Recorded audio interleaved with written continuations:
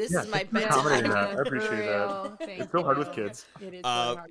What Yes, time do your we're normally kids- the ones who are like begging other people to go later for us, so we very much understand. What time do your kids go to bed? We start the bedtime routine at 7. Yeah. They're usually down by like 8:15, 8:30. And for a while, they would just cause chaos until like 9:30. But like the last 3 weeks, they've actually like Don't been say going to don't bed. say it. Don't I say know. it. Knock on wood. You can't knock on wood. We're Oh, recording. sorry. It was like boom, boom. I don't do this. In love with movies, in love, in love, Dani and Nic. in love with movies. Da-da-da. Hello and welcome, movie lovers, to In Love with Movies. I'm Nick. I'm Dani. And what is it we do here, Dani? Talk about movies and what else, Nick? Love. Yeah. And not necessarily in that order. You're right. I said it wrong. No, My bad. you know. Anyway, today, welcome, movie lovers. Hopefully, You already said that. yes, I did. Okay. Anyway, we are welcomed by first-time guests, veteran podcasters of their own right, and fellow brilliant IO psychologists. Don't worry, Dani. I promise they're entertaining people to listen to. I know from experience. No, I already heard them talk versus you talk. Much more entertaining than you. Okay. Doctors Keaton Fletcher and Cam French. Thank you very much for joining us. Hit the applause. Wow. Okay, I didn't know we were talking to two doctors. Indeed, yes. That's your doctor. Which goes to show, movie lovers, Dani, as she was saying just before this recording was started, she has no idea who these people are. So this will be an extra fun conversation as Danielle gets to know them. But I like them because they picked a good movie. It's a good movie. It's a great movie. It's a great movie. Do you want to give us a little preview, Keaton and Kim, what movie we are talking about in the second half? It's wicked. It's wicked, baby. Wait, where's the applause button? Thank God. Good movie. But we'll get to that later. Keaton, Kim, you're both doctors. Who else are you? I think big thing What lately an is existential parenting. question. I know, existential. Parents, we're parents.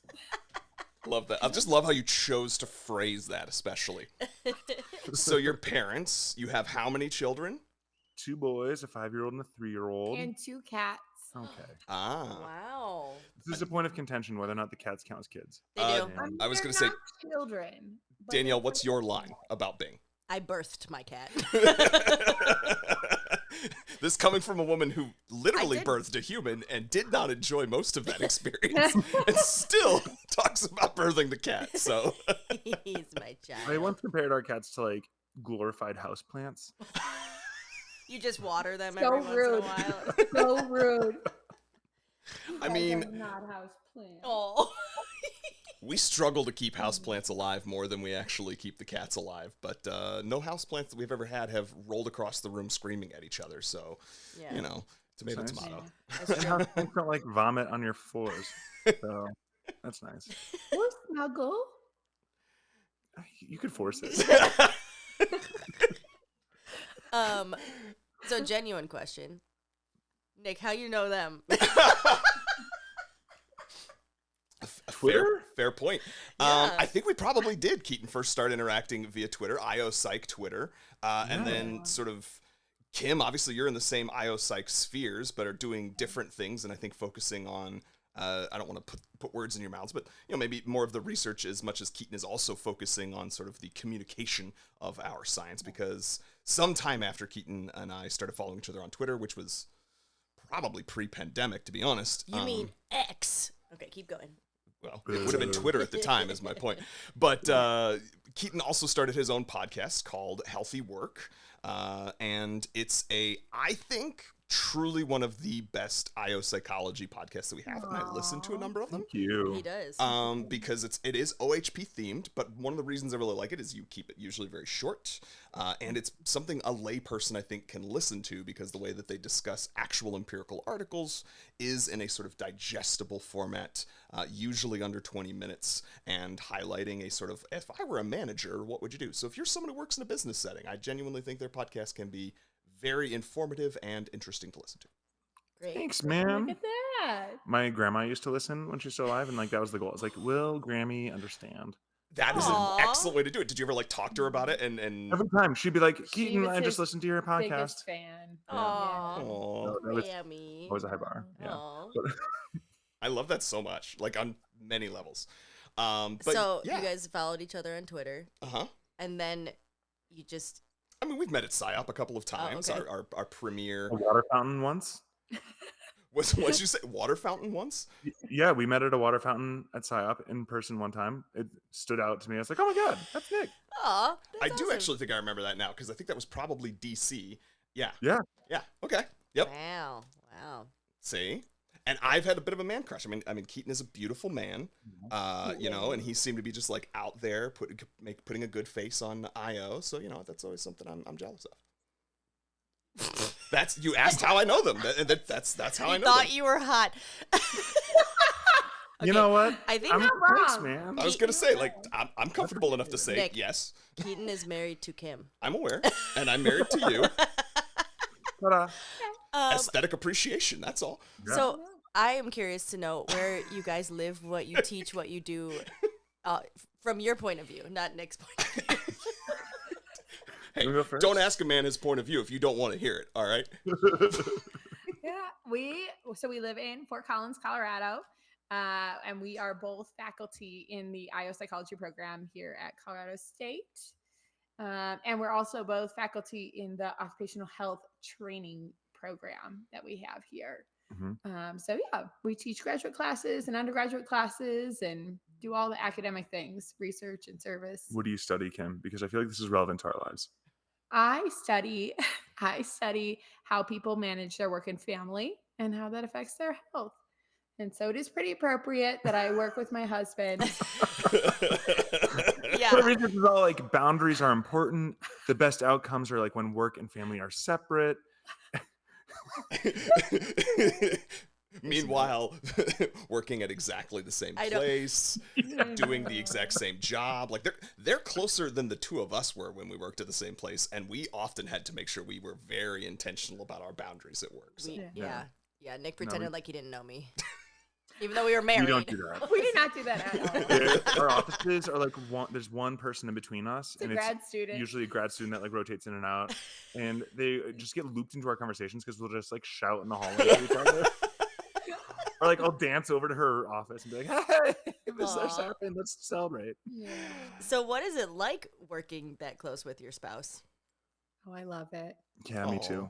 Oh, It's actually really cool. Yeah, it is. Very rarely does it lead to like conflict. I'd say most of the time it gives us a chance to like debrief about work after things happen, or like pre-brief. Like, here's how I'm thinking about this. Am I like a lunatic? And then we go in and we're on the same page, but like we didn't necessarily start out on the same page. So I do Correct. wonder like how our colleagues think about it. Like we are a voting block, but it's just because we already did like the pre-work. We did. We already had the faculty discussion They just weren't before the invited. faculty meeting. You just had the meeting before the meeting, so you knew you were on the same page and had had already done the sort of give and take, poking holes in each other's arguments before you went in. Yeah. Yeah. Exactly. And it's led to good science. Like we'll just be like sitting at breakfast Yeah. and like chit-chatting about life, and that's how many of our papers have come about. Yeah. Especially like I feel like some of our more impactful ones and some of our sillier ones. Yeah. that's awesome. So did you guys meet at work, or tell us your whole love story? Oh, well, we met in graduate school. So Keaton is the cohort below mine. And so it was the first year when he was interviewing. And I remember, because of course you Google all the students coming in for interview, right? You try and find their pictures. I found a picture of Keaton, and my friend and I were like, oh my God, this looks like a child. That was what you took away from it? Looks like a child. He looked so young because he was, I was so young. The picture of me like when I was 20. Yeah, I actually called him my baby boyfriend for like That's true. our entire dating career. Are you guys far apart in age? Oh my god. Depending on the time of year, either 5 years or 4 years. Okay, so same. like a little, It's about the same size, Yeah. Yeah. So that was So yeah, silly. but so then Keaton came in and he actually had a long-term girlfriend who he was dating for his whole first year. And I was also like dating whatever people. But I did have a crush on Keaton. Were you dating people? Uh-oh. Or was I managing your dating profile? Oh, that's true. Keaton did. This is true. So I was dating Keaton. Including I had one person who I called my boyfriend, right? Like Ooh, Nick. not when I got there. You guys had already broken up. Oh, had we? Yeah, and you Oh, were mad because was you still it? have the friends. Anyway, I was online dating, but I was like so over it. And Keaton was so into it that I just gave him my password and he was my online dating secretary. So he would log into my account and check my messages and respond to people. And then we would chat and like see if I wanted to set up a date with them. And then he'd work to set up a date. Sorry, I'm not the podcast person. Anyway, There's so many he was my similarities happening right I now. Yeah, he was my secretary. Yeah. I wonder what the psychology behind that is. Him like dating for you. Listeners, for those not watching the video format, Danielle just did that in heavy air quotes if you couldn't tell. Deep air quotes. It's fascinating. Yeah. Well, an example. In retrospect, I was not the best. One, I almost got her catfished. There was like a True. clear model that was like someone ripped up this photo, and we just commented, "My body's ready." We commented. We Keaton commented. Kim said using nothing. My profile. What the heck? And yet I still let him continue to date for me. And then, Oh my like, goodness. we set you up with guys like we called him Merce, the Digimon Emperor, because he was a Yeah. male nurse who was really into anime. Did you say Digimon? Yeah. Yeah. So in retrospect, maybe I was not setting you up for success, but we tried. On Actually purpose, subconsciously yeah. sabotaging the entire time. I met up with Mercy Digimon Emperor. You did once. Not good. Clearly. So then how did it go from that to you Yeah. two dating? Well, we were really good friends, Yeah. and I like finally broke up with my long distance and long term girlfriend at the time, and we went to a lacrosse game as friends with some other friends. Got like day drunk on mint and juleps, As you do. as one does. Goes to a lacrosse game and gets drunk on mint juleps. Where did you go to grade school? The Hamptons? Tampa. University of South Florida in Okay. Tampa. Oh, this is making sense. Yeah, I forgot that was the case. Yep. Yeah. And so we were on the way home, and or Kim was dropping me off because apparently she was sober. I don't remember this. I thought we all joined in. It's kind of like the we of sending messages of we. Exactly. Yeah. I don't remember like how it came up, but at one point I was like, "So like, would you be down to have kids?" And she was like, "With the right guy." And I was like, "But you wouldn't like date anyone younger." Because like these would been things we had talked about when we were friends. And she's like, "I didn't want kids. Like I don't want to date younger guys." So I thought I was like solidly friend zoned. And she's like, "Well, I would date the right younger guy." And I was like, "Am I the right younger guy?" Yes. And I was like, "Oh, well then let's just get married." And she was like, "I think we should date first." And like I was serious. If she had said yes, we would have eloped in that moment. Oh my god. How And long had you so- known each other before you proposed? I'm assuming the first time. The first time. Yes, the first time. We'd known each other like a year and Like a a year half. and a half. Yeah, Okay. I think this was like a year and a half after you started the program. Yeah. So in your second year. And so my girlfriend and I think we broke up in January-ish. The lacrosse game was like the very beginning of February. This was very fast. Okay. And so then we were like, okay, we'll date. But we should also probably like take some time. Because like I don't want you to feel like a rebound. We don't want to do shenanigans. And like we knew this would be like end game if we did it. Correct. Yeah, we actually had a lot of very like serious discussions of like, because we were such good friends, we were like best friends, and so we're like, if we are gonna do this, like we have to both agree that we're like really in it and that we're not just messing around, because we don't want to ruin our friendship. No. So Sure, I taking that like a real deep friend and then adding the with benefits. Like with benefits can be fun, but like it's probably not going to let that deep relationship last. So. Right. Well, and like our lives were super enmeshed. Like our circles were. There wasn't a Venn diagram. It was just a circle. So yeah, we knew we had to take it seriously, and like I had recently heard that like it takes twice the length of the relationship to get over a relationship before you start dating. And so I was like, well, I can't be like, can you wait for me for like 2 years? That'd be ludicrous. I was like, what about like 6 months? Like, let's start dating in 6 months. She's like, that's insane. I'm not waiting for 6 months. I was like, 6 weeks? She's like, all right, fine. but we did like date. But it didn't last 6 weeks. Yeah. Because our first date was Valentine's Day. Valentine's Day. So like 2 weeks later at most. Yeah. We had already had plans to hang out Valentine's Day because my girlfriend wasn't gonna like hang out with me. I was like, well, then let's go hang out together because whatever. And like obviously things were going downhill. this is literally the story of like rom-coms. Like I know. And so I was like, well, we already have plans. Do you want to just like make our first day Valentine's Day? Yeah. And so and it was recruitment. So we were recruiting It was recruitment. students for the next cycle in grad school. So like Val Alterman, I don't know if you know who Val Alterman is. She ended up going to a management program. She's in faculty of management right now, but she was staying at my house, and I felt really bad because I woke her up early in the morning making chocolates for Keaton. Aww. That's very cute. I don't remember who's staying with me. Anyways, so we went to go see 50 Shades of Grey. Yeah. Oh my god, this just keeps getting better. Oh my god. Yeah. Was that the original plan, or did that happen after it became a date? I think we had intended on seeing it. So Tammy, my advisor from graduate school, Tammy would gift us movie gift cards for like holidays. So I think I had like a Christmas gift card to the movies from Tammy. Cute. And so I used that for us to go to the movies. Thanks, Tammy. She ended up marrying us. She's such a part of the story. And she's the Yeah. first person to be like, you're dating, aren't you? Because we try to like keep on the DL for a little bit because we didn't want people to think that like there was overlap, because there was no overlap. On the record, there was no overlap. Yeah. We'll make sure to keep that part in so it does end up on the internet in poopertuity. Yeah, good. That's what we need. Poopertuity. Of course you're going to call me out on my mispronunciation. Breathe, baby, breathe. Oh, man. Yeah, and she was the very first. Tammy was the first one because when at the recruitment event, she's like, "Are you two dating?" Like, yeah. So, am I missing anything? I feel like that was our story. Of how we started. And then from there on, it was just love.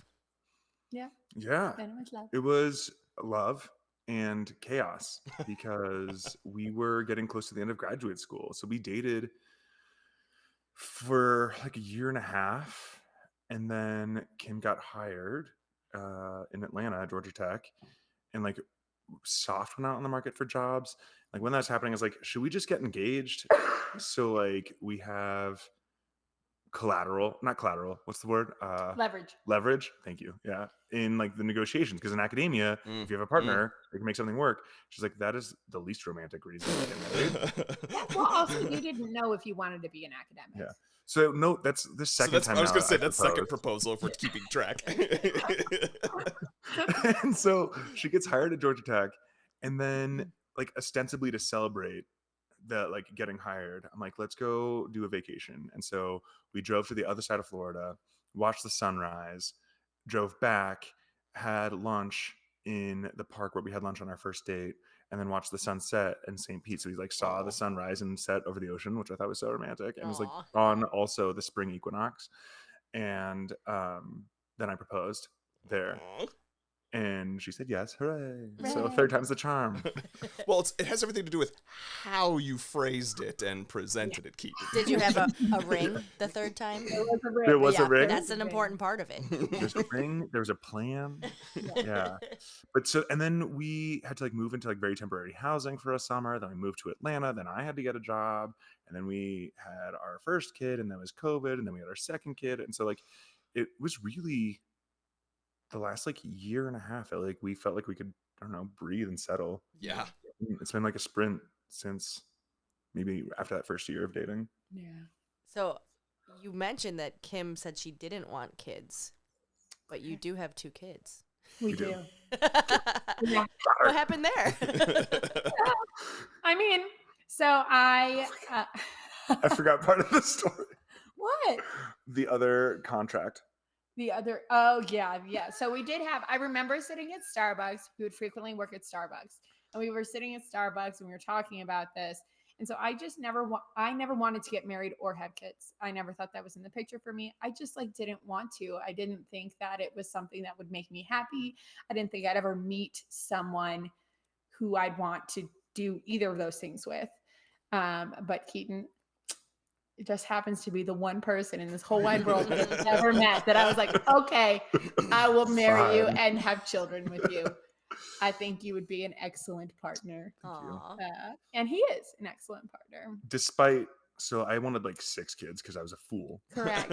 And you didn't have to physically have them. Yeah, Exactly. there's that. And so we had to negotiate. We negotiated 2 or 3, and that the first one, their name had to be Braden Alexander Matthews.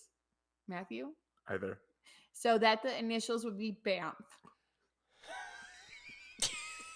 Our son's name is Evan Alexander. You lost. She agreed, and I think if I pushed for it, you would have been okay with it. I But I like grew up. Well, part of it was we actually became friends with one of my like high school buddies named Braden, who's like one of the reasons I like the name Braden in the first place. And it's like now it's weird. Yeah. Now it's like naming him Yeah. after you, and like we're not doing that. Yeah. So there's that. Find another beat. Yeah. Brendan. Yeah. Also, then like everyone's now Braden and Aiden and Caden. So Yeah. Our son- child's name is Hayden. with an H. Yeah. That's hilarious. Oh my god. that's totally different. Where's the Y? Is there a Y in that name? Yeah. Hayden. Named Okay. after Hayden Christensen. I don't know. Nice. I do see the Star Wars. Yeah, it's a bit excessive. I was going to ask if Banff was just badass mofo or if it was okay, because Yeah, Banff that's is correct. also how there's a X-Men character who like every time he disappears and reappears, they articulate it with Banff as Nightcrawler? the Yeah. noise. Yeah. So Oh. It Dave, was I was not like, after Nightcrawler's teleportation fart. total side note and fun fact, supposedly he did that by traveling through a brimstone dimension, therefore it smelt like sulfur every time he did it. Great. So you've been married for how long? 7 years. We just celebrated. 7 years. Wait, when is your anniversary? October 20th. Yeah. Oh, well, it is quite very recent then. Well, no, because they got married 1 month after we got married. We just Yeah. hit our 7-year anniversary You're too. right. I didn't even think about Oh, that. yeah, twins. Did you Yeah. guys do wool? Did you do copper? Did Copper. You... We did copper. Nice. Copper. Mhm. Copper and food. Danielle's allergic to wool, The one thing in this world I'm allergic to. so Cashmere. I know. What about Quince's Mongolian cashmere sweaters? Oh my god. Is that one of your ads? I wish I had ads, but I listen to so many podcasts. I have that one just like earworm into my head now. All over the podcast. And after 7 years of marriage, you guys still like each other. We do. Yeah. I can tell. That wasn't sarcastic. Like I can tell you guys genuinely like each other. Yeah, again, people who are listening, not watching, you could. They're doing it again right now. They just keep looking at each other the way that couples do, and you could just tell that they kind of love each other. They're smitten. Nothing wrong with being smitten kittens this They're far into the smitten. relationship. Smitten Right. kittens. So I do have a follow-up question, though. To go back to the whole rom-com of you all's story. There's an implication when you said, Keaton, that you thought you were strongly friend-zoned. The implication there is that you'd certainly thought about it and just thought, even though I just broke up with my girlfriend, this is never going to happen. And similarly, Kim, you were very quick to answer when the question was, am I that younger individual that you'd be willing to have kids with? You said yes. So that means that you must have thought about it prior to that. So the duration of you all's just friendship for a year and a half, I'm curious, approximately when did each of you maybe think, you know what? No, I can't let that happen. And what changed it? I mean, there's like a very clear night, right? Oh. Oh yeah, the castle Aw. night. The castle night, yeah. Yeah, I mean, yeah, that night sticks out. See, I knew there was going to be a story to this. All right, let's hear it. Well, we just went out one night and we drank a lot. Did you have At mint one time. juleps? Both Or? of us. this We time. both did. Yeah, Yeah. we both. It was our friend's boyfriend at the time's 21st birthday, Okay. and so we like celebrated hard.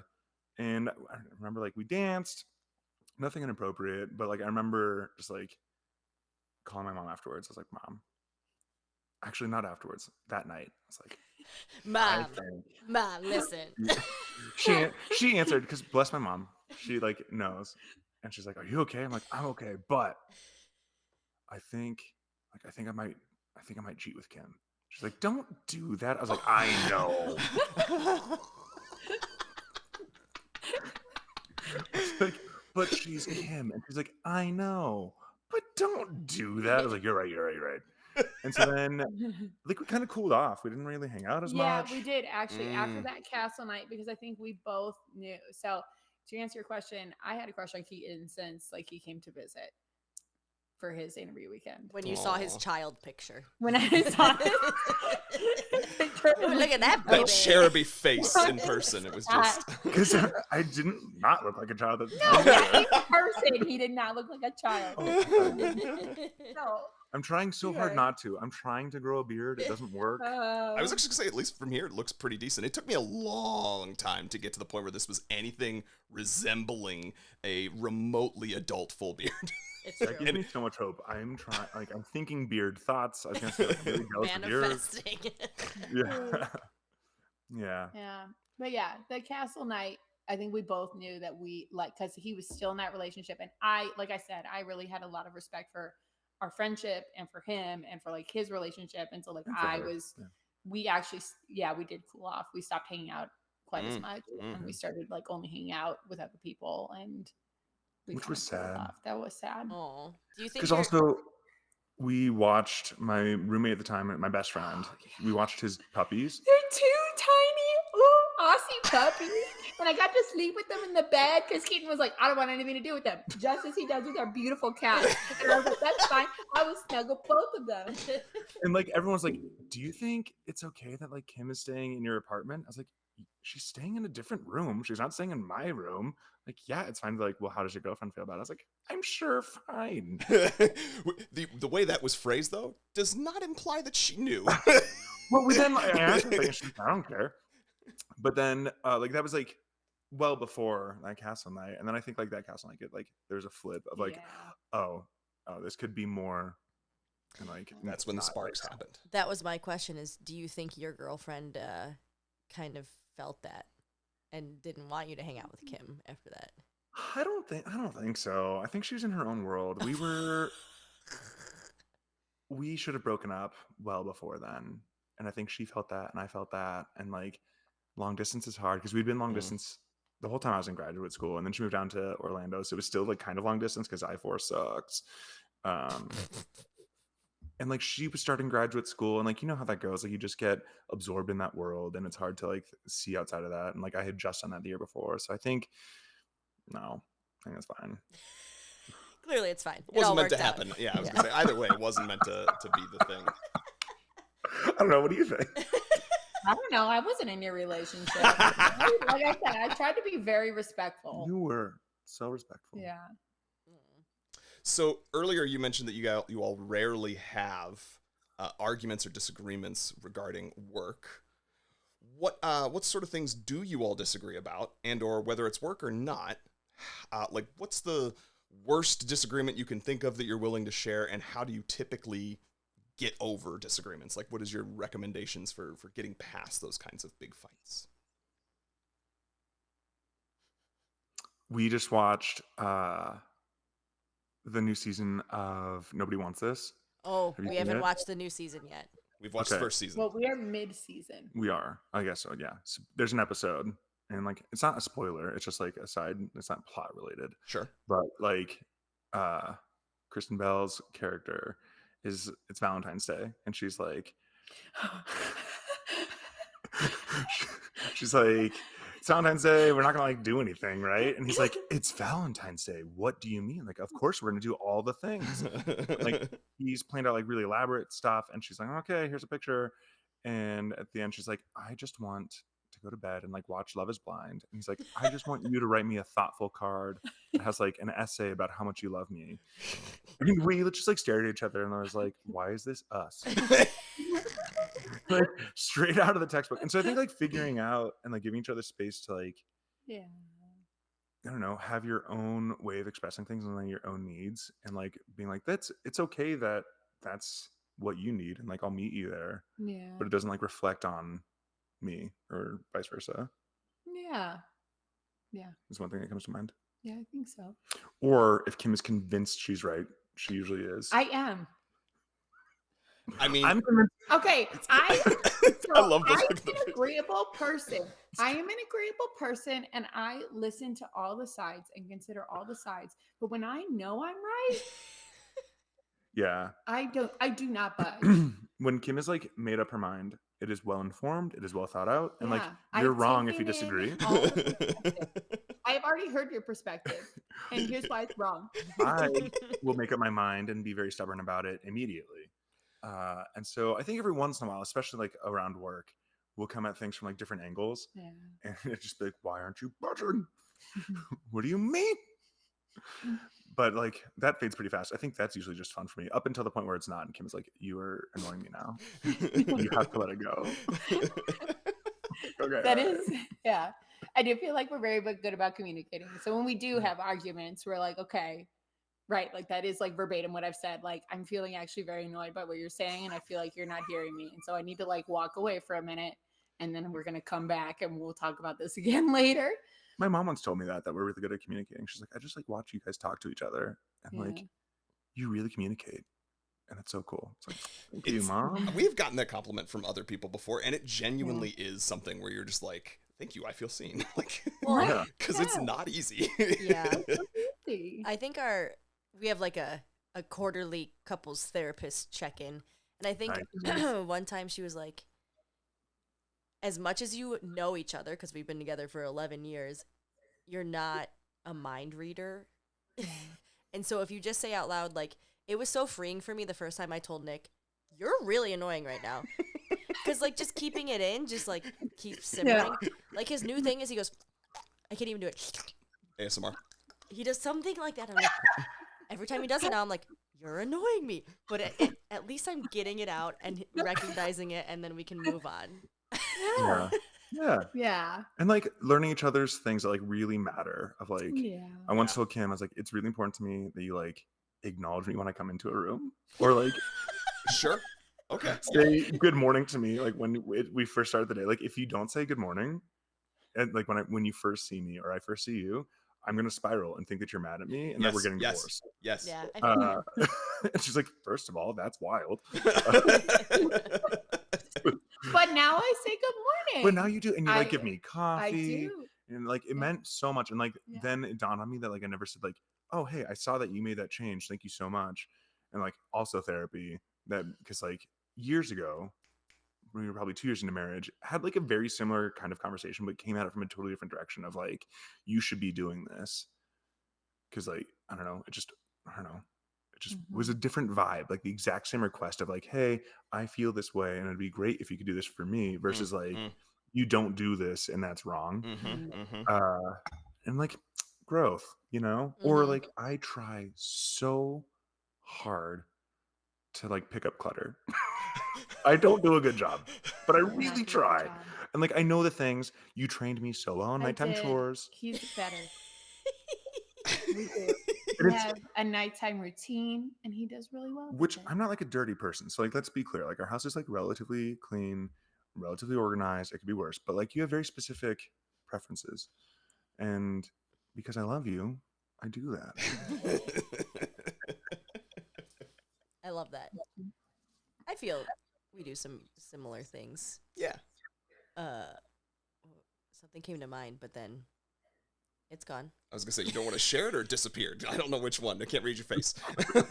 I was gonna say, I mean, it's also just hard in general. Like we've been talking about, we kind of live in clutter, not dirt, but mess. Different. And when you have a child, things just keep appearing. Yeah. Especially when I'm the one who goes to get toys. Yeah. Yeah, so you were going to say we just recently had a conversation about we may like establish days of the week where we're going to do like X type of tidying, cleaning, chore. Oh, or talk about growth. Like we have weekly business meetings, which sets us up for so much less stress throughout the week. Like especially before we had a kid, we were just flying by the seat of our pants to be like, wake up on a Tuesday, be like, by the way, remember I have these 6 things. And now you can't do that when you also have a kid that you have to manage. So yeah. that's really kind of just helped us. But that comes from 11 years of like it not really working out or like being stressed to be like, what is the solution? And when you're both on the same page, it just makes it so much better. Kids are such a pressure test. I feel like when we had our first kid, it was a really big change. I always use an example when I teach like work family stuff. Cause like I'm much more of an integrator. I don't have to have like very segmented boundaries between work and home. And like, I'm happy to do work or like take meetings late. And like, that's how I operated. And I kept doing that into parenting. And Kim was like, you can't do that anymore. Like, this has to be like our protected time. Like, this is our time for our family. And so like, which is like a really nice thing to like verbalize. And I appreciated how like vulnerable that must've been to like share, but like then like really changed.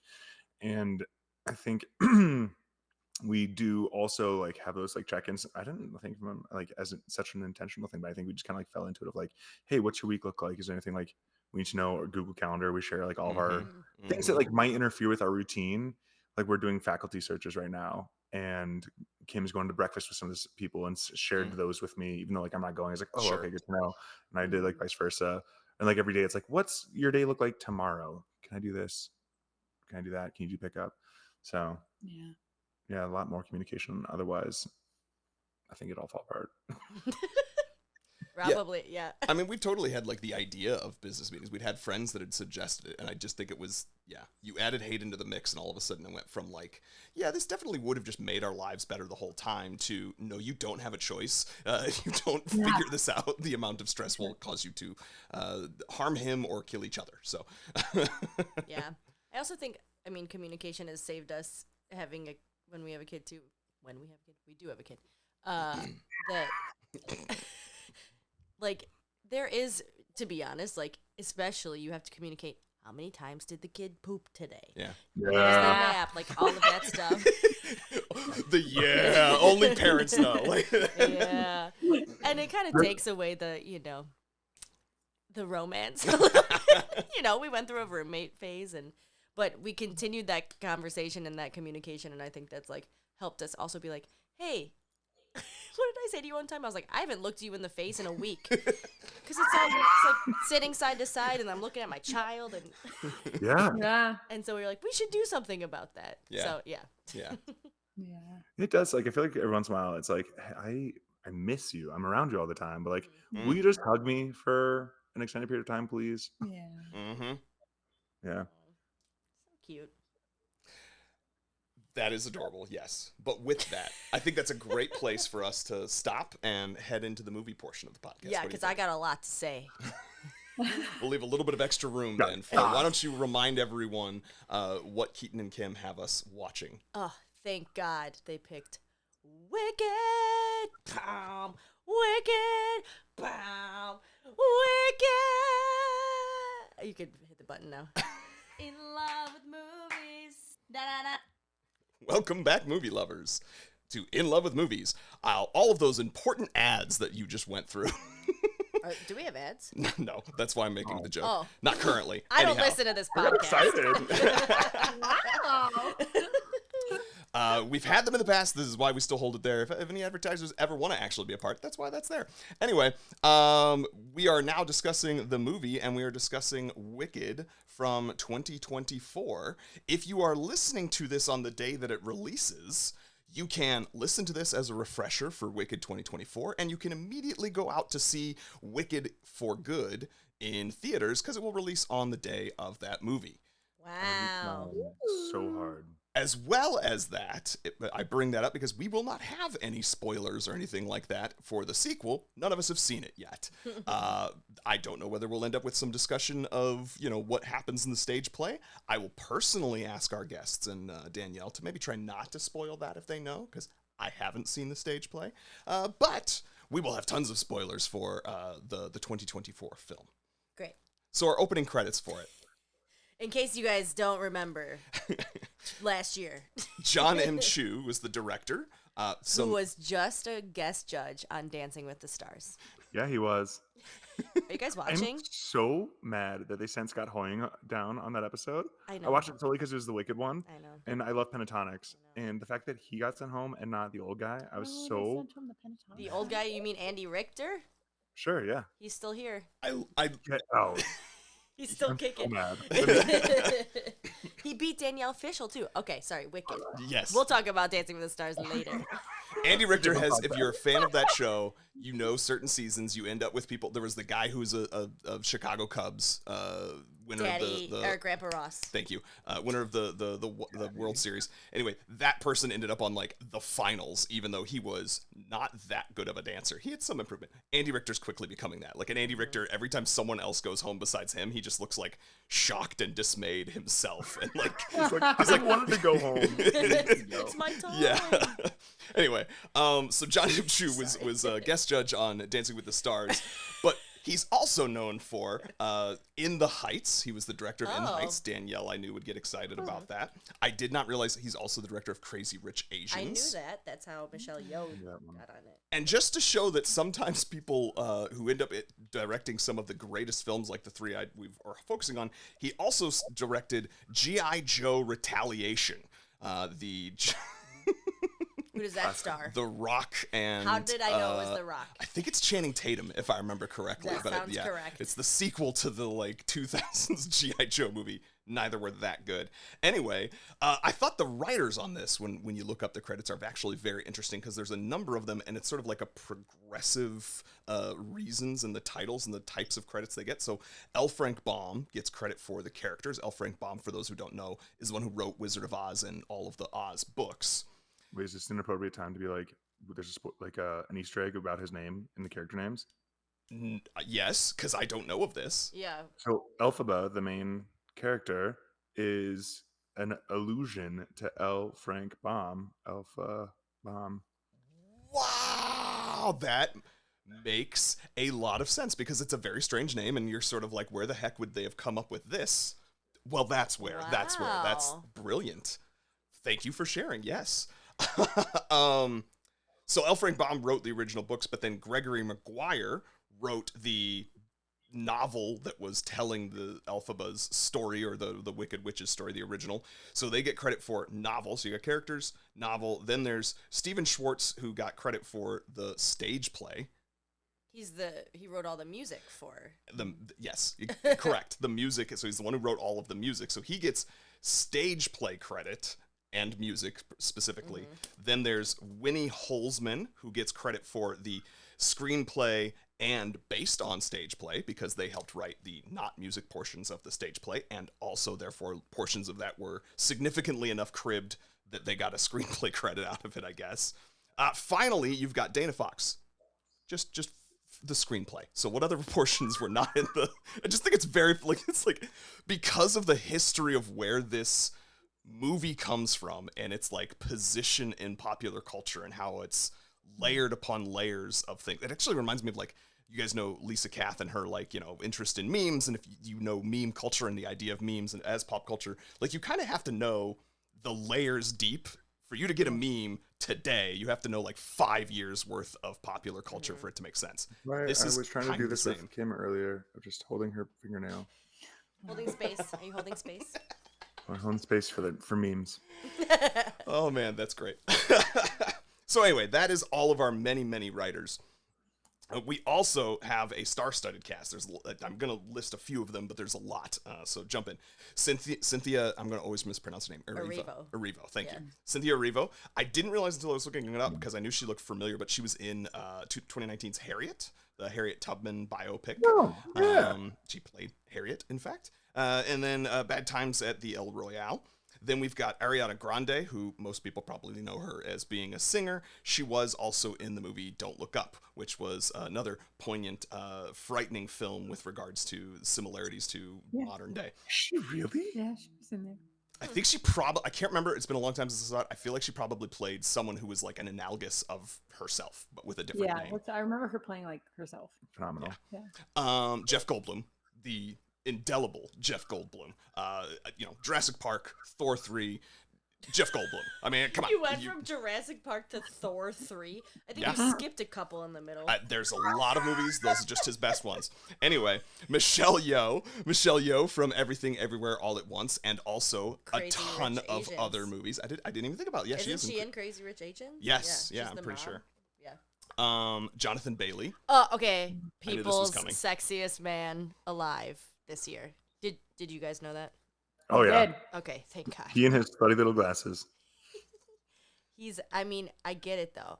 When Bridgerton first came out, I was like, that brother, no, he's not the hottest brother. Yeah, he is the hottest brother. But And his horse is cast in Wicked. His horse from Bridgerton, he was like, I want my same horse. And I did not know that. in Wicked is the horse from Bridgerton. The one that like talks. Yeah. Yeah. It doesn't talk in Wow. real life, though. No way. Good to know. That makes sense, though. I mean, I guess, yeah, right? Like, you've got that relationship with him. Why would you, the only other honorable mentions sort of that I have are Bo and Yang, because I know Danielle's a big fan of La Culturistas. Las Culturistas. I did see my point exactly. And Peter Dinklage. I mean, you can't not have Peter Dinklage, even though he's only a voice actor in this, and Peter Dinklage is amazing. He plays the goat. No, I'm aware of that. But you're not going to mention Ethan Slater? SpongeBob? Yeah, SpongeBob. You mentioned that fact while That's we were Ariana watching Grande's it in the middle of it. current boyfriend. Who I she also did stole. know that. Oh. When did they break Keaton up? Got She the broke tea. up a marriage, and then she's like, I don't need you anymore. And now she's rumored to be with Aaron Taylor Johnson, who is married to a woman 20 years older than him.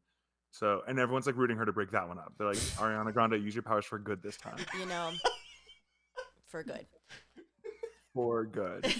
I recently, yesterday, listened to Thank You Next, and she just names all her exes, and I'm like, dang, she does have a roster. Remember when she almost married Pete From Davidson? Pete? Davidson? Yeah. Oh. Who didn't almost marry Pete Davidson? Kim Kardashian. He's having a baby now. If I'm going to be honest, I had no memory of that. He and Ariana Grande were ever together. Yeah, because it goes fast. She goes, thank you. Next. Thank you. All right. Wasn't she also like, break up with your boyfriend because I'm bored? Correct. Girlfriend? Break up with your Yeah. girlfriend? Yeah. Wow. All sorts of things about what seemingly is her character as an actual person that I did not know. I may or may not be judging Ariana Grande right now in this moment. But while I am going through those thoughts, Danielle, we need a shortened version of this what this long movie movie is about. So it's time for Danny's Dingle. The Wizard of Oz. The Wicked Witch is dead! I knew her. We were friends once. Da-da-da-da-da. Backstory. Sad green child. Very much trauma. Horrible dad. Cheating mother. Green potion. This is going to take a while because this movie is very long. I was just going to say, if this is the rate at which you're going to get through the plot, we're going to be here a while. Skip ahead. Skip ahead. Then school? College? Question mark? Dear old shiz. One is a sorceress. The ultimate power. Other one's jealous. Popular. Oh, shoot. Loathing. This is going great. No notes. The wizard will see you now. What was? Honestly, beat for beat, you crushed it. I got the whole thing. Perfect. Absolute perfection. Absolute perfection. Totally no notes. No notes. Thank you. So, listeners, you can probably already tell that Danielle has an affinity for this movie, and obviously our guests are the ones who get to pick it, so they have an interesting love story. So we're going to start with my love story first. I knew that this existed. I vaguely remembered the book. I definitely remember the stage play. You know, I've the heard music because I was before. constantly playing it in the house. And at some point, Danielle went to go see the stage play without me, and then went to go see the movie without me. And then sometime later, I got to watch the movie because we rented it at home. And I enjoyed it well enough, and then I watched it again for this podcast. Wow. Danielle, what's your love story with this movie? You're sleeping in the Murphy bed tonight. Yeah. I saw Wicked, by the way, before I knew you. Before I knew you. God. This is going to be just musical. Just all of us breaking into song periodically. I saw it with my mom, and I remember sobbing, and I'm like, this is the best thing I've ever seen. Why can my insides feel like this? But actually, before, because I saw Wicked when it came the second time. The original time, I think I was in high school, or I can't remember when it came out the first time. Maybe I was younger. But I remember we had a band assignment where we had to listen to the entire soundtrack while we were in class and then take notes about the significance of each of the songs and why they're musically significant and why the lyrics are significant. And like you had to think deep about like what is this feeling, and it's a duet, and it's like set in a love story, but then they hate each other. You know, we had to like analyze the whole soundtrack. So this music has always been in my head. And then I think it's my favorite musical of all time. Aside from Grease, it's good. And then I saw it opening night in the theater, and I brought, because it's a 3-hour movie, in a lunchbox, I brought my pump with me. Forgot that you were I was like, I am not leaving this theater. And then, I watched it over and over and over again. And it's a long movie, and I don't rewatch movies, and I think I've seen it 5 or 6 times. This tracks. Same. Yeah. Yeah. All right, you guys. So we'd seen the play. Were we in Tampa or were we in Atlanta? Atlanta. We saw it in Atlanta. In Atlanta, because we had season tickets to the musicals that would come through, and I wept, as I do at musicals. And it was so good. It was so good. And then there's the movie, and the movie came out, and we were like, we're gonna see this movie. And we hadn't seen, for context, we hadn't seen a movie in theaters since before our first son was born. Because it's like, you're not going to pay a babysitter to go see a movie in theaters. Like, we'll pay for a babysitter to go to like a musical, but not to go to the theaters. And so that we went like the week after Thanksgiving break, like didn't do work on a day, just like did a little matinee at the movie theater, paid like $7.50 for a ticket, which felt like we were back in high school. I know, it was wild. And wept again. I was like planning on when I was going to go pee ahead of time. I was like, I know this is so long. I need to figure out when. And it was like really cool to be able to go to a movie together for the first time in a very, very long time. And then we forced it on everyone we know. I think we made Kim's parents watch it. We made my parents watch it. In prep for this podcast, we made some other friends watch it. We made our kids watch it, except for the flying monkeys part. Yeah, that's scary. It is scary. Yeah, I think if you're like, hey, you should watch Wicked, I don't think it's like the same thing as asking someone, hey, you should watch Star Wars or something. It's like an easy watch. Like, why would you not want to watch Wicked? The fact that from the second this movie opened, I had like goosebumps in the theaters. And then when you get to, oh my gosh, the first time cynthiaerivo, now I'm saying it wrong, Erivo sings, I'm like, why am I crying? And then I didn't stop crying almost the entire movie. And then today I watched they did a Wicked One Wonderful Night special. Oh, yeah. Did you guys watch it? Yeah. Well, we're almost done with it. We are almost done. I didn't finish it either because kids. Parents. I was just going to say, this is like, everything is in 20-minute chunks. Yeah. But cynthiaerivo, did you get to her singing Defying Gravity? No. I think we stopped just before. Yeah. Okay. I think we have like maybe 30 But I've seen minutes clips left on it, of it on YouTube. She flies. But I didn't see it coming. I didn't see it coming. So then I'm like, why am I crying again? I will give a couple of caveats just because I feel like I gave a nice, fun, spicy take at the beginning. Okay. A, do always get chills watching this. Have always cried every time I have watched it. B, it also, like, I remember it not being, or this is like a theme throughout all of my notes for this episode, is it feels like there's things that are going to happen that I know are going to happen, but I feel like they won't be justified. And then yet when they happen, it actually makes sense. Like the sort of, like the fact that she ends up having to be, this is kind of towards the beginning, she ends up like, there, Elphaba does, to be there for her sister, and that she gets accepted and she just is like allowed to stay there and da-da-da. And it's like, that is so contrived and there's no way that's going to actually feel natural or make any sense. And then it happens and you're like, oh, actually, that sequence of events, I could totally see that turning to... That's what happens to me every time. And then there's like 3 or 4 other major key plot points where I'm just like, this is so contrived. They don't feel like they're friends at all. And then it happens and I'm like, okay, actually, I could totally see how you staying up really late at night with your friend who was your friend to me. And now that's like your boss, strongest bond that you have for the rest of your life. I get that. With that, I will say, and I will just kick us off right here at the beginning, one of the reasons I think that keeps happening to me, there is something about Ariana Grande's performance in that first scene when she's talking to the Munchkins and starting to talk about, and she has that moment where she like reflects back and it's that flash to those important moments in their friendship.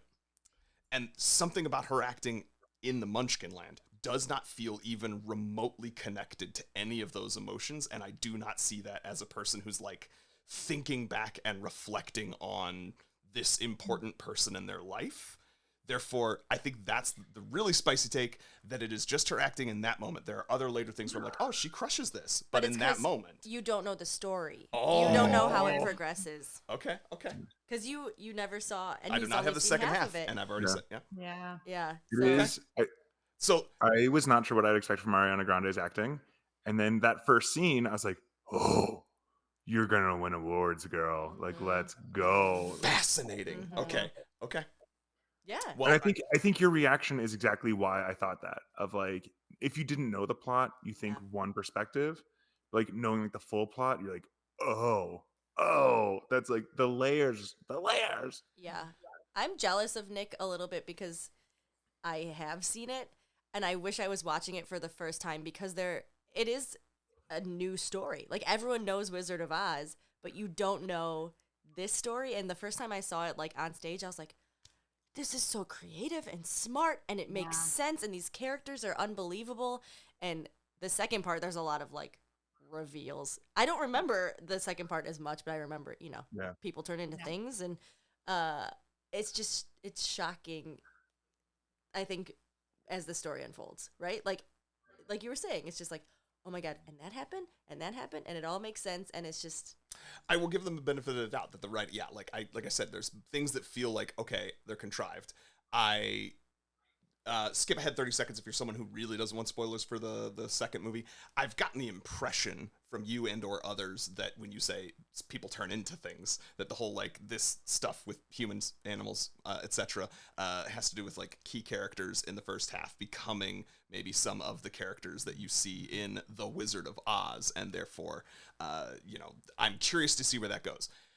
Similarly to that, without talking about where I think that goes, I am like feeling as though it may feel like I'm seeing it coming and it's going to be contrived and I'll be able to predict it. But then in the moment, maybe it will convince me that it makes sense the way that this did. So Keaton, you especially having that reaction and all of you saying like her performance in there, it makes sense with the second half. I'm willing to put aside a lot of my uncertain feelings about this movie until I see the second half for that reason. And I was already in that boat before you specifically said that performance that I did not like was something you loved. So, anyway, I'll stop talking now for a while.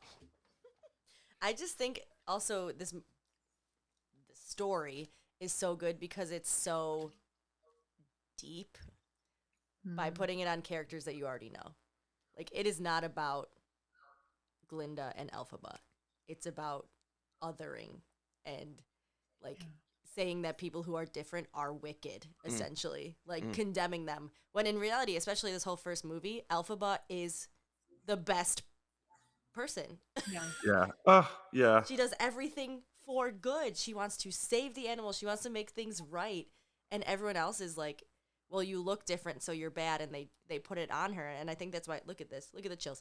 I think that's why Defying Gravity is so shocking and chilling, because she's like, you guys don't get it. I'm trying to be good, and every single person is against me. And she's like, this is it. If that's who you believe I am, here I go. Watch me. No good deed goes unpunished. That's in the second part. That's also a phrase just largely like in lexicon. But yeah, we'll stop talking. What were your guys' feelings on the movie, and then like versus the play, and like some of your favorite parts? I mean, I feel like they did a really great job with the movie adaptation. It felt very like true to the musical, but also like it did have its own kind of sort of spin on it in a way. I feel like the actors were incredible. The songs were incredible. The things that they were able to do with the choreography, like Dancing Through Life, for example, sticks out in my mind, right? Like all the amazing choreography they were able to do there to really like take the spirit of the musical and just kind of like kick it up a notch. I was just like mind blown. So yeah, I think Dancing Through Life stands out as one that I like better in the movie than necessarily the musical. We were just talking about when we were watching it yesterday. Wizard and I. The Wizard and I, cynthiaerivo's performance of The Wizard and I was just breathtaking. And I don't remember that song standing out from the musical when we watched it. Right? Is that your cat? Yeah. He wants pets. He's very loud. At first, I was very worried that it was one of the kids, but then I was like, no, they're acting unconcerned. So he wants to be part of the conversation. If you want him to, we've had purring cats on the mic before, so if that's going to help you all out to stay focused, go for it. Totally understand. Yeah. I think he's got like a toy. He does that when he has like a toy that he wants to bring over. It's a hooligan. Yeah. I think for me, I loved a lot about it, but I also really loved like the like the world around it, as it was like during the press release of like the things that you would learn, and like how everyone brought their A game. Like you could tell the actors were all just like theater kids who have always loved the play and were just so excited to like bring it to life in a new way and like bring their own perspective. That like in The Wizard and I, there's the scene where she's like underneath the colored glass, and for a second like her green goes away and you can see her like regular skin tone, but that's not like CGI, that's like literally like the lighting people figuring out the thing, or like the makeup artist working to figure out like the perfect shade of green that's not trademarked by MGM, because apparently that is like the original one from Wizard of Oz. They can't do that shade of green. I did not realize that. It's trademarked, and so they had to find like one that like looked good in all the different lights. And like the costumes were amazing, and like the tulips that they planted, actual tulips. 7 million. Wasn't that what they did? 7 million bulbs. And I also had a note that like as I'm watching this movie every time, I am just blown away by both the set design and the choreography, as you were saying. Yeah. And the choreography. And so like every single piece was just like everyone did it, not necessarily to make money, though I'm sure it made a boatload of money, but like because they love, or at least it feels this way, because they love the like original content and like wanted to make it maximally good. Well, Ariana Grande, like literally this is her life. Like she has that song. She has a photo of her going to see Wicked and getting to go backstage with Kristen Chenoweth at like age 9 or something like that. But the song Popular, she did a cover of Popular with Mika. What was that, like 10, 12, 15 years ago? Like she's always just wanted to play this part so bad. Yeah. And another thing, when I was watching the One Wonderful Night, Bowen Yang and Ariana Grande were talking about how a lot of times when you remake something, when people have such an affinity for it, like so many people love Wicked before it was a movie, that a lot of times it gets a lot of hate and flack and like scrutiny. And they were like, no, like it's been nothing but received super well. And I think it's just a testament to how well done the movie is. It is bringing a musical 10,000 times bigger into your screen. And like you even said, the dancers it's like literal perfection. Yeah. You can't see a single person off. No notes. Yeah. And like they thread the needle so well of being true to the original content, but also putting like enough of like the riff, I think, is like the best example of this. If like cynthiaerivo's riff in Defying Gravity, you can tell it's the riff. Yeah. But it's like just different enough where you're like, She oh, okay, added a this is little- your version on the riff. Yeah. And like that's cool too. Yeah. And I thought I was gonna hate it at first, but I was like, oh no, this works so well. Yeah. And there's just like all those moments. Yeah, I do wonder if For Good will be received the same way because they added 2 original songs. And I wonder if the wicked purists are going to be like, this is not what we want. Because this was all... They did add one song. Yeah. You. I was gonna say you're rolling your eyes at me by pointing this out while it was coming. I think Danielle just like blanks it out. It's Apparently my least Keaton favorite does as part well. of the movie. It's where they forced Kristen Chenoweth and Idina Menzel into the movie in the wrong way. I'm like, why were they there? This is my one genuine Is that not in the criticism. play? It's cute. I thought it was in the play. The Grimmer? No, it's not in the play. Huh. I'm glad they were in the movie. I think they deserve to be in the movie. I'm just like, that was a weird way to put them in, I think. Yeah, and Kim, I love to hear how and why you love it. My feeling is, though, for me, I'm like, yes, I love that they were in it. They could have just been, I don't know, a nod or like a featured, scene or something during someone else's big musical number. I feel like the only reason that number exists is theoretically to showcase their talent, which they are amazing talents, and at least in the context of this film, it seems like it's supposed to be giving you a better understanding of the backstory and the wizard. Yeah. I personally, having watched it twice now, feel like I go through that scene understanding less and less about the history of Oz and get more confused. And I also, having heard them in other things, do not feel that that is the best showcase of those 2 beautiful talents' voices. And I'm like, cool, so you maybe missed the mark on both reasons to have this scene, is my feelings about it. But tell me why you love it. I mean, I think it's really cute. If they didn't have some kind of homage to Kristen Chenoweth and Idina Menzel, I think that would have been a misstep. Agreed. Right? Yeah. Like they had to have something like that in there. And I thought it was sweet that it was in like this part that was about kind of like the history of Oz, right? Because they're part of the history of the movie. And I like that they worked in like their signature riffs from the Broadway musical. I thought that was just very cute. And it was very sweet to just like give a nod and like allow them to sort of be part of that story as well. And I don't know how I don't think like a cameo would have done it justice, right? Like I think it had to be some kind of like singing role. And I don't know how else they would have done it. Yeah, that's fair. Yeah, I could get behind that. I do like that the movie also gives so many nods to like the original Wizard of Oz.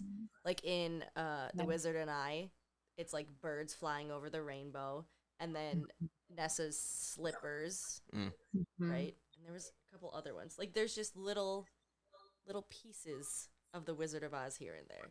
Yeah. Oh, Toto, the bike where they carry the lion. Yeah. That's right. Yeah, the her sister's slippers, because there's like ruby ones that come out at a different time too. That's like a nod, but I thought it was very interesting because lots of people don't realize that in the books it's silver slippers, not ruby. But because they were doing Technicolor, they were like, that red's gonna pop better than the silver. So the ruby slippers are in the popular scene. Yes, yeah, yep. In Glinda's wardrobe. But yeah, no notes. I don't know. Usually I go through like scene by scene of the movie, but I think that like none of it I have criticism about. I think Ariana Grande is super believable, and cynthiaerivo, I had never seen her in anything before this, but holy crap, can she sing and can she act? Yeah.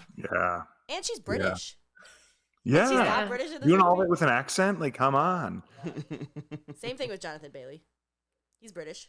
Also true. Well, since nobody's speaking up with any of their notes, I will bring us on to back to Dancing Through Life. Yeah. The one thing about, and this is not necessarily unique to the movie because it is the stage play, obviously, but also like there are songs like that I think the beauty of, as you've all articulated, the story of this is not even about the people or the story of the characters. It's about the othering and what happens there. And that's so very clear. And that is the thing that I think gives us all chills when we watch it. There's also something interestingly beautiful and layered about Dancing Through Life. Not only is it obviously a catchy tune, you can't stop singing it. But like, it's that theme of encouraging ignorance and the idea that, you know, you could just bury your head in the sand, not pay attention to it. And it's like, this is our most privileged character in the entire story is the one who's saying, no, just, you know, not think about things. And that's the easiest way to go through life. And he's not wrong. There's a reason we have the phrase ignorance is bliss, to the point where I even wrote down, so nothing matters, but knowing nothing matters. It's just life. So like, it's this, I don't know, there's like that phrasing, to me at least, has the nothing matters, and knowing that nothing matters is what life's all about. Like, and there's this Buddhist sort of view of that, of like recognizing, you know, life is suffering and there's nothing you could do about it, and then the only way to have sort of release is to not concern yourself with it. So there's almost this like, there is a wisdom to it, but it's also coming from a specific character in the context of what's happening in this land, that you know that like, yeah, and it's really easy for you to take that position for as long as you're not being impacted by the things that are happening. So I think that the beauty of like there being almost that genuine, realistic, believable, justifiable position from that person in a philosophical sense, but it like the layer of knowing that it's where he comes from that makes it a whole other thing. And just wait. Okay. To see where his story goes. I'm sorry that I've muted you all. I apologize. No. I love that song too. Like, it feels like you're dancing on the edge of a cliff, right? Of like, you see the abyss of, if I go down this track and start thinking about nothing matters, right? Like the nihilistic of like, I can do whatever I'm going to do, but it's not going to change anything. Or like, the world is really dark and I can focus on that and then just be crushed by it. Or I could just like not think about it all damn. Like, it feels like you like walk up to that and then come right back. And like your point about this is like our most privileged character and like the most attractive character, like our Bicon, right? Everyone like just immediately falls in love with him. And he like represents, I think, this escapism. And that song in particular does, like, it is literally seduction, right? It's a seductive thought of like, I could just like not engage with this. I know like I teach personality psychology, and it's been a while since I've taught it this way, but like there's a perspective of like positivist psychology, and like, do you live the examined life or the unexamined life, which is like part of the song, right? Like, live the unexamined life, and like it's effortful, and like you're only doing good if you examine life and don't bury your head in the sand. And like, I think that's like so cool when coupled too with this notion of like really micro level perspective of how much these characters care or don't care. Like, that comes up a lot of like, Elphaba tells Galinda, like when they first meet, she's like, you pretend you don't care. Like, I couldn't care less. And she's like, but I doubt that's true. But then later in the Ozdust ballroom, Galinda is like, no, she does care. She just pretends that she doesn't. And I think he does the same thing, right? Fiyero does the same thing of like, he doesn't care, but you can tell he's like dancing on the edge, and like he's the most convincing of it. But like, Elphaba sees right through. And so you have like that really micro level part of, do I care what other people think? But then you zoom out a little bit, and it's like, in the context of, it sounds like a fascist takeover. Yeah. Of, it's not just, do I care what other people think, but like, do I care about like this broader system? And I don't know. I think like the layers, you could read and watch this at 70 different levels, and like, I think still get something out of it. Like, do we get about like this othering component? Do we get it out about like how individuals work with like oppressive systems? Do we get about like interpersonal interactions? Because that's also like a meaningful takeaway too. And so I know we've like, Danny, we were talking about like having watched this like 5 to 7 times. I think like each time I've gotten like something different out of it, like a different perspective of like, oh, I wonder if like that's what they're thinking here. Yeah.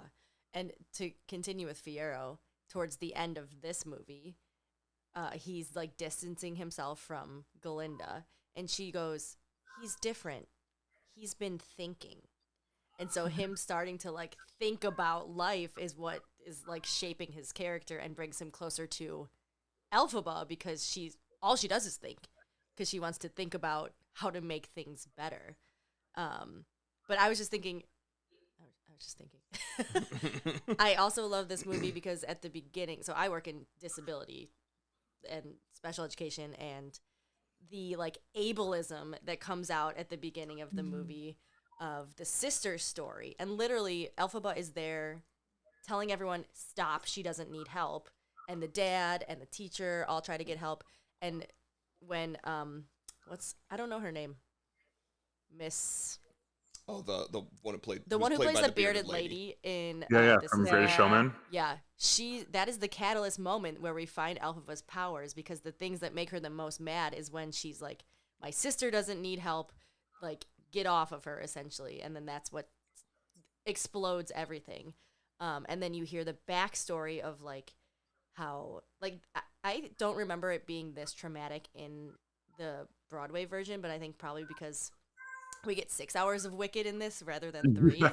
But like how her dad forced the mom to eat those poison flowers, essentially, to kill the mom and to disable her sister. And she takes all of that on herself too. And so you just, as the story unfolds, you get to see, like you were just saying, all the layers of every single character. And I think that's why it's so chilling. Yes. When it's not... Sorry, go ahead, Keaton.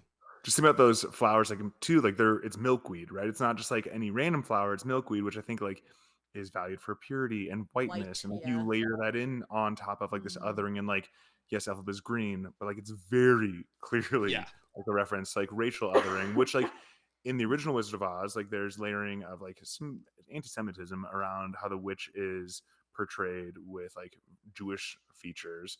And then you shift into, I think, Wicked, which I think also, you know, you've got an allegory for like blackness, and very much like played by a black African-American, well, not African-American, she's British, but a black actress. And just like the layers of that too. And then like milkweed being the flower, you're like, oh, this is clearly, if you're not getting it, like you are intentionally being ignorant about this. Right. Yeah, I'm glad they cast someone who is black as Elphaba. I mean, Idina Menzel, I think, is Jewish. I think so. I don't know. I'm pretty sure. If I remember from Glee. Right? She was in Glee. Yeah.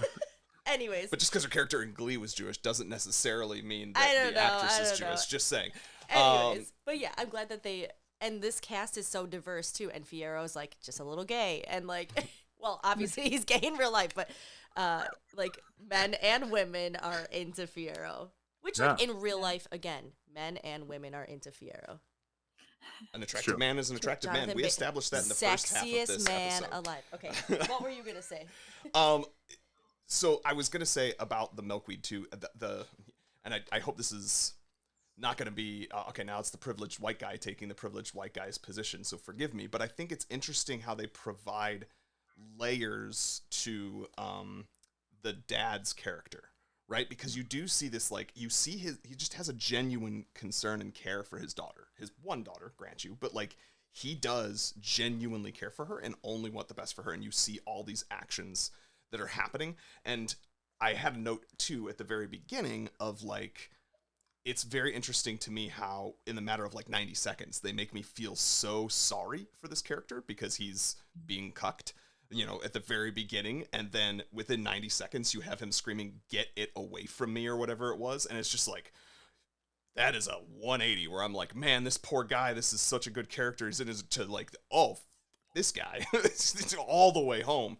So I just think that is something to what we've been talking about with the layered characters, that even someone who doesn't, you know, he's a catalyst character, he matters in that sense, but like, he's not a main character, the father, and yet they still manage to bring humanity to that character, whether you can tell that there are layers and there's like reasons for these actions that are not necessarily wicked, even though in certain contexts they certainly are a wicked choice that he makes. Well, and he could not like his daughter because she's green, or she's green because she's the manifestation of adultery. Of the wicked act. Yep. Yeah. And then we didn't even talk about the othering of, like, the whole plot is essentially animals are being turned back into animals, so they're losing their voice. It's just... Ugh. Which, like, take a metaphor and just make it the real thing of, like, oh, now you have no voice. Oh, we're going to cage you. It's like... This movie is very relevant. Yes. So I've watched all of it the first time in November of 2024. It felt rather relevant then. And it feels, living in Chicago in 2025, frighteningly more relevant today. And to your point there, though, Keaton, as well, I think the beauty of, like, you have that character that comes in and they've invented the idea of a cage for the first time, and it like, oh, just thinking about the history of incarceration in this country especially, and like the invention of ways that we're going to choose to incarcerate based upon crime as opposed to true slavery, and the history that comes with the 13th Amendment and all of that. And it's like, that is the cage of modern prison being invented. And it is just such a good metaphor choice. Yeah, it's deep. They also do a really good job. I can't wait for you to see the second part of the foreshadowing that you're going to see. Like, I just wrote down, Madame Morrible says, "Weather is my specialty." Yeah. Keep that in your brain, grapes. But it's also a nod to, like, anyways, I won't say it. The Madame Morrible part just like reminded me too. Like, I just like had this realization of, like, as Fiyero starts thinking more, right, you also see Elphaba transition into thinking more of, like, she has this really, like, naivete that sort of Oz does, right? She's like, oh, well, we'll talk to the wizard about that. Like, that's why we have a wizard. And, like, she has this complete trust in Madame Morrible. And, like, over the course of the movie, you see her, like, lose that innocence and, like, oh, I can't trust these people. Oh, I've been deceived. And, like, have sort of the wool taken away from her eyes, right? Or whatever it is. I don't know the phrase. But, like, her eyes opened and, like, stopped seeing the world as naively. So it wasn't like she was choosing to put her head in the sand. And, like, the moment she, like, had that realization, and, like, this scene, oh my God, the scene where she's like, you don't have any power, do you? Like, throws the book at, or like hands him the book and like, read do it. so. Yeah. And, like, the acting, the face acting, just like that moment, you're like, oh, you're putting the pieces together. Oh, this. I'm watching you, like, lose that innocence. At the same time, Oz as a world is. At the same time, we as viewers are, and, like, hopefully, like, we can have sort of that same unveiling in our own perspective. I don't know. It's so good. Sorry, I've been talking a lot. No, it is so good. And then the monkeys, and then that scene is truly terrifying. Like, and sad and depressing and, like, chilling. Yeah. Was it shocking to you to know that she's the one who created them on accident? Because you know that Wizard of Oz, and those are her minions, essentially. Yeah, and so in that sense, though, I guess that wasn't surprising. The only thing would be the context in which it was. Like, the idea that the monkey... I remember being surprised when it seemed like the monkeys were working for Oz when she first showed up. Because obviously the movie, The Wizard of Oz, the monkeys all work for her. That's why I was asking. So... Okay, but you said the whole her creating, like, the fact that she's the one who gave them wings, not surprising, right? Like, because they end up working for her.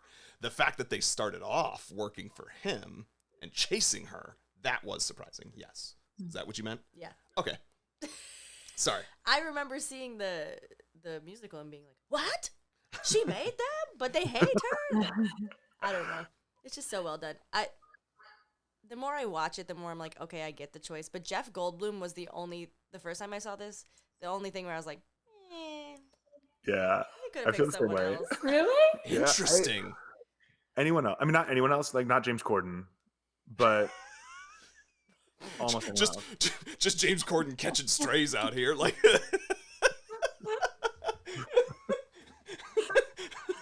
continue. You originally thought anyone else but Jeff Goldblum. Yeah. Like, why not Ewan McGregor? He loves to sing in a movie. There you go. Yeah. I'm not opposed. I think Lin-Manuel Miranda.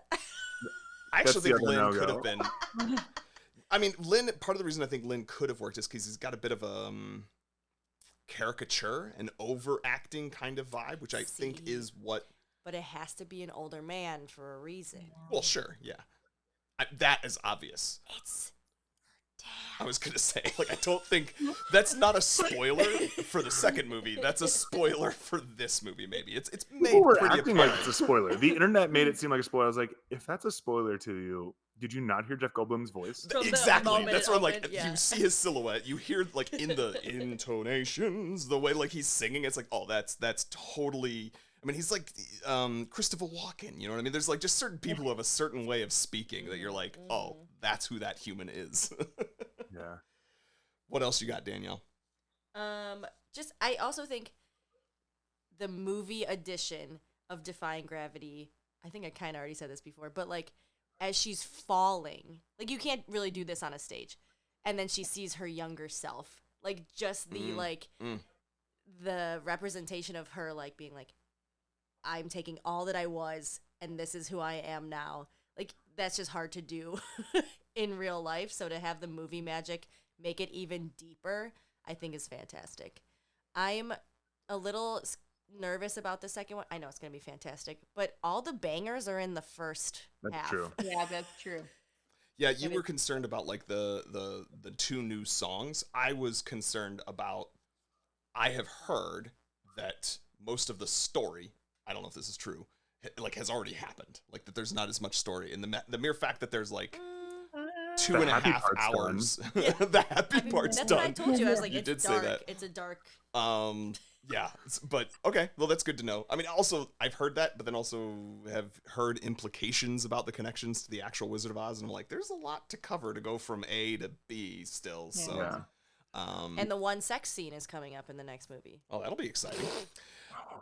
I'm very interested to see, because I've seen trailers where Alphaba, and so folks, if you've watched trailers, hopefully this isn't spoiled for you, where Alphaba is seemingly dancing with Glinda, and they seem to be in Oz again, and I think there may have even been a moment in the trailers where like Oz is face to face with Alphaba again, and I'm just like, I don't know, man. With how that last one ended, I don't know how that happens. You know what I mean? Like, so I'm curious to see what that takes place. But I will say this is a really excellent example of an adaptation, and I mean that in the sense of like taking, like you just said, Danielle, the things that are true of this given medium of movies and making sure that you've then maximized that's utility to do things that you could not do on the stage. And I think you're articulating that one with like her reaching out to her like old self. And I just, the beauty of that metaphor of like, it was like the way she's reaching out to help her even. Mm-hmm. And that's what like is where she finally, you know, and I just got chills thinking about it. You know, well, you know, as psychologists also, there's like the, you know, your inner child type of thing. And when you come to terms with protecting that inner child and find the better ways to do that, you know, there's some self-actualization that happens there. But Kim, Keaton, what else do you have that you wanted to share? Well, on Defying Gravity, I think there's like 3, maybe 4 other pieces of it too that I think are done really well for the movie that you can't necessarily do in Broadway, except for the 4th one is like one that they do the same that I think is still like a cool choice.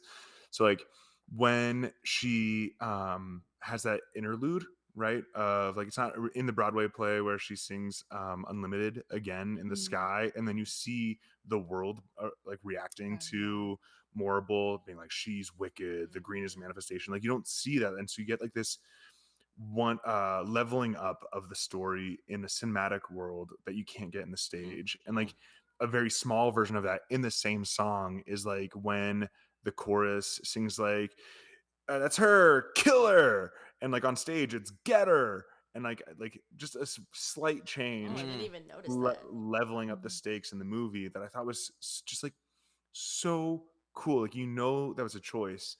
But then on the flip side, like in the same song, they could have chosen her broom for her to be like riding her broom the whole time, but just like they do on stage, like she's holding it off to the side, and like this is so silly, but I am gonna like embody this. I think it's my headcanon of like someone did the math and they're like, if the broom is what's flying, that would rip her arm off. You cannot hold the body weight of a person like this while that's happening. And so like inherently that means like she's actually the one flying, but she has like this external manifestation of it. Like she has to be the one controlling it in some capacity. Obviously on stage, like that's the only way it's going to work. But in a movie, like it doesn't have to be that way. But like she still has that moment of like she has her cape billowing in the same way that she does on stage in the cherry picker, holding her broom out to the side. And like she's flying. She's not riding a flying broom. She's flying. And the fact that like they kept it the same as it was on Broadway, when in that same song they've changed these other pieces to be more cinematic and like appropriate for cinema and like world build in cinema. You're like, this was again an intentional choice, and just like what does that represent? I think it's really cool. Yeah, I didn't even think about that. That's awesome. Yeah, because it's her that's defying gravity. Yeah. In the Broadway version, it's kind of like what Elaine did on Wicked Night of Dancing with the Stars. Yes, it is, but like better. Yeah. Right. She had a quick costume change. No, I put that together when we were watching this movie after having watched Elaine. I was like, oh, that's clearly some version of what they did on Broadway. Like, and then when you see that being done with this, like you said, the CG sort of billowing of her cape, I was like, oh, yeah. That must have been what happened. Yeah. Kim, any final thoughts? Any final thoughts? I mean, I guess one thing that like theme that really resonates with me that we have kind of danced around, but not explicitly talked about is the idea of like what is good and what is wicked.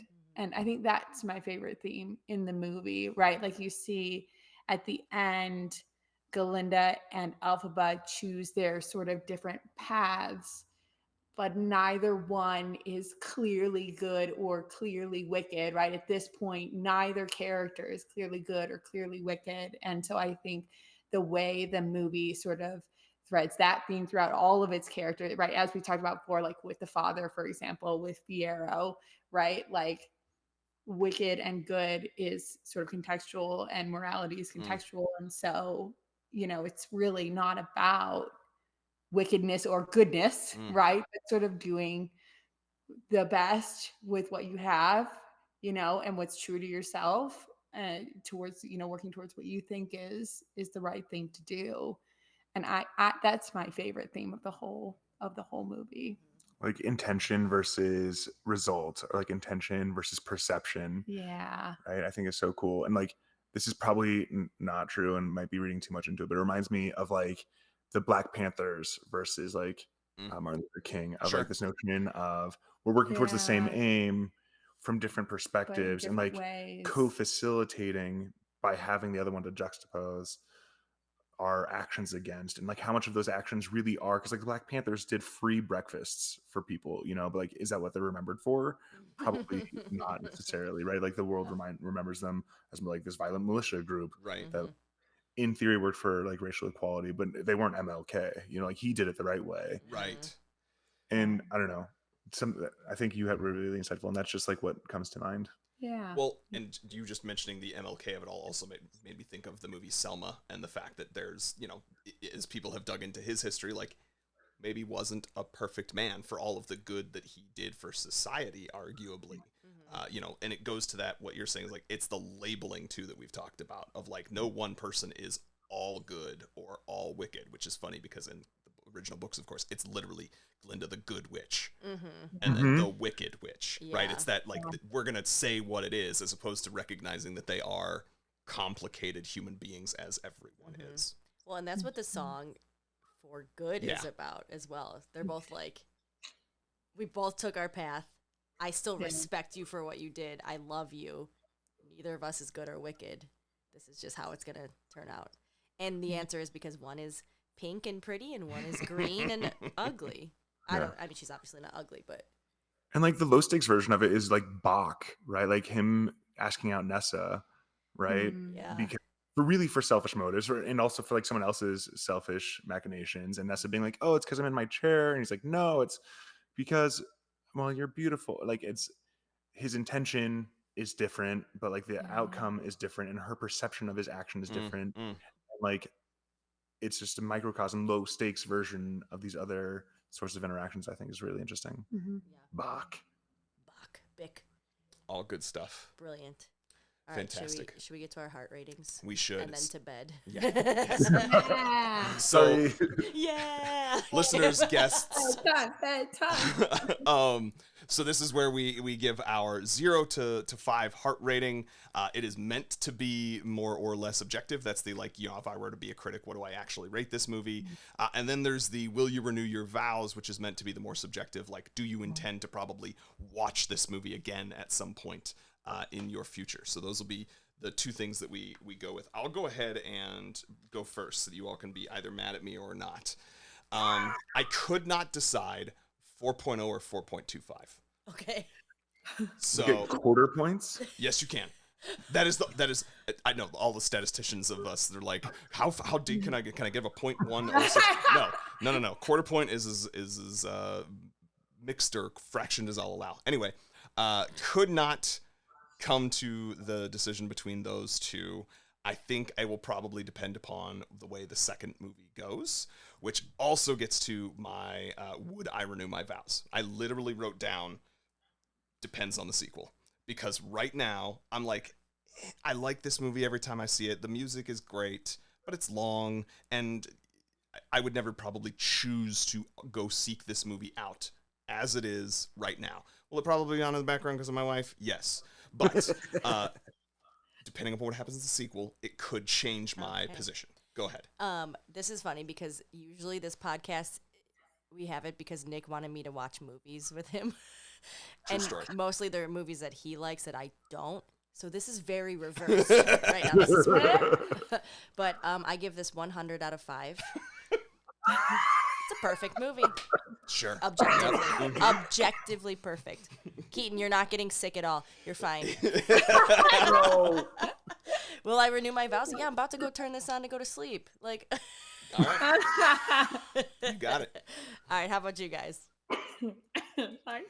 I think 4.75. Okay.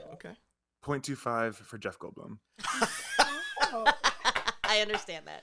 I didn't know you didn't like Jeff Goldblum that much. Cannot stand it. Really? Ruins it for me. I think he Wow. doesn't. I like felt that similar, at all. yeah. Interesting. Fascinating. It's fine. And in all the interviews too, he's not like whatever. It's fine. Renew my vows in a heartbeat. Obviously, yes. I would give this 6 hearts.